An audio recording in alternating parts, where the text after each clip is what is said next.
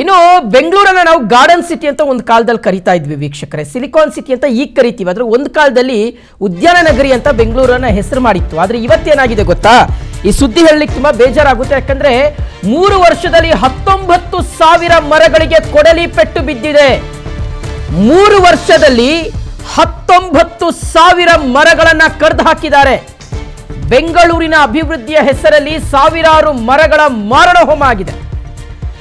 ರಸ್ತೆ ವಿಸ್ತರಣೆ, ನಮ್ಮ metro, flyover, under pass, railway, ಹೀಗೆ ಬೇರೆ ಬೇರೆ ಬೇರೆ ಬೇರೆ ಕಾರಣಗಳನ್ನು ಕೊಟ್ಕೊಂಡು ಉದ್ಯಾನ ನಗರಿಯನ್ನ ಇವತ್ತು ಕಾಂಕ್ರೀಟ್ ನಗರಿಯನ್ನಾಗಿ ಬದಲಾವಣೆ ಮಾಡಿದ್ದಾರೆ.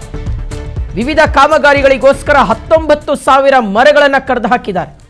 ವಿವಿಧ ಸರ್ಕಾರಿ ಇಲಾಖೆಗಳಿಗೆ ಅರಣ್ಯ ಇಲಾಖೆ ಷರತ್ತುಬದ್ಧ ಅನುಮತಿಯನ್ನು ಕೊಡುತ್ತೆ. ಮರ ಕಡಿಯುವಾಗ ಪರ್ಯಾಯವಾಗಿ ಗಿಡ ನೆಡಬೇಕು ಅನ್ನುವ ಷರತ್ತನ್ನು ಕೊಡುತ್ತೆ. ಆದರೆ ಈಗೇನು ಮಾಡ್ತಾ ಇದ್ದಾರೆ GBA ಅಥವಾ ಈ ಹಿಂದೆ ಅಸ್ತಿತ್ವದಲ್ಲಿದ್ದಂಥ BBMP ಏನು ಮಾಡಿದ್ದಾರೆ? ಪರ್ಯಾಯವಾಗಿ ಈಗ ನೀವು ಒಂದು ಮರ ಕಡಿತೀರಿ ಅಂದರೆ, ಯಾರಾದರೂ ಪ್ರೈವೇಟ್ ಪರ್ಸನ್ನು ಒಂದು ಮರ ಕಡ್ದು ಹಾಕ್ದ ಅಂದರೆ ನೀವೇನು ಮಾಡ್ತೀರಿ? ಪರ್ಯಾಯವಾಗಿ ಒಂದು ಗಿಡ ನೆಡಬೇಕು ಅಥವಾ ಮರ ನೆಡಬೇಕು ಅಂತ ತಾವು ಒಂದು ರೂಲ್ಸ್ ಆ್ಯಂಡ್ ರೆಗ್ಯುಲೇಷನ್ಸನ್ನು ಇಟ್ಕೊಂಡಿದ್ದೀರಿ. BBMPಯಲ್ಲಿ ಅರಣ್ಯ ವಲಯ ಅಂತ ಒಂದಿದೆ, ಅದು ಜೀವಂತವಾಗಿದೆಯೋ ಇಲ್ವೋ ಗೊತ್ತಿಲ್ಲ. GBAದಲ್ಲಿ ಈಗ ಅದು ಹಂಗೆ ಕಂಟಿನ್ಯೂ ಆಗ್ತಾ ಇದೆ, ಅರಣ್ಯ ವಲಯ ಅಂತ, ಅರಣ್ಯ ವಿಭಾಗ ಅಂತ. ಆದರೆ ಅವರು ಅದೇನು ಮಾಡ್ತಾ ಇದ್ದಾರೋ ಏನೋ ಗೊತ್ತಿಲ್ಲ. 19,000 ಮರಗಳನ್ನು ಕಡ್ದಿದ್ದಾರೆ.